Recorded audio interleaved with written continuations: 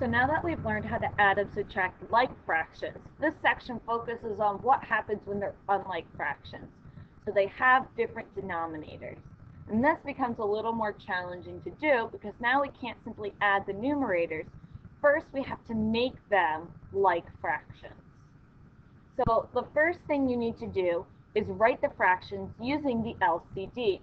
So you need to find the least common multiple of 45 and 5, which in this case is 45 because 5 goes into 45. So we can rewrite this as an equivalent, 3/5 as an equivalent fraction for 45, with 45 as the denominator. So we're left with 17 45ths plus 27 45ths. And then we can simply treat them as, now that they're like fractions, we can add the top and then keep the denominator. So we end up with 44 over 45. If we could simplify it at this point, we would, but it is already in simplest form.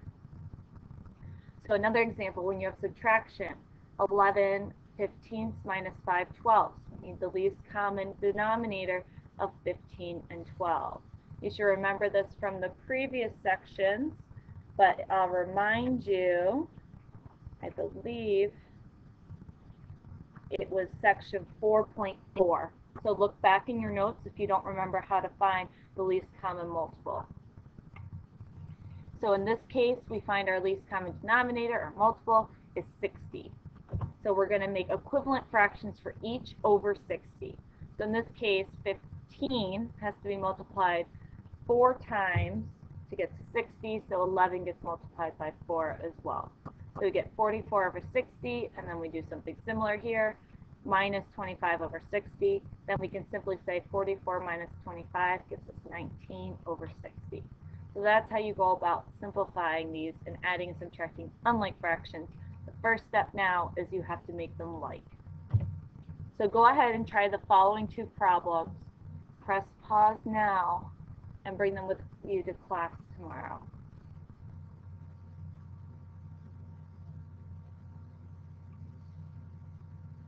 So let's go through an example together. So in this case, we're going to add and subtract when you have a mixed number. Just like the previous problem I showed you, but now there's one extra step, and that is to first put it into an improper fraction. So let's grab our pen. So in this case, 3 times 6 plus 5, so 3 times 6 is 18 plus 5 gives us 23 over 6, plus 1 times 9 plus 7 gives us 16 over 9. Then we go on, so we've done step 1. We've written them as improper fractions. Step 2 is now we need the LCD of 6 and 9. Well, 6 breaks down to 2 times 3. 9 is 3 times 3. So we multiply 3 times what's not in common, 2 times 3. So the LCD equals 18. So we need to rewrite each of these fractions above using 18 as the base. So in this case, we have to multiply 23 by 3, which would be 69 over 18, plus this one we multiply by 2, so 16 times 2 is 32 over 18. So now we've rewritten them using the LCD. Step 2 is done.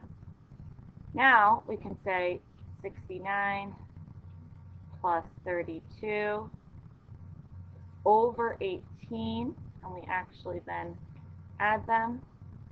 So plus 69 is 101 over 18, and then we can simplify it, equals 5 and 11 18ths into a mixed number. So we've done all those steps. So what I want you to do is work through those steps on your own and try this problem in blue here.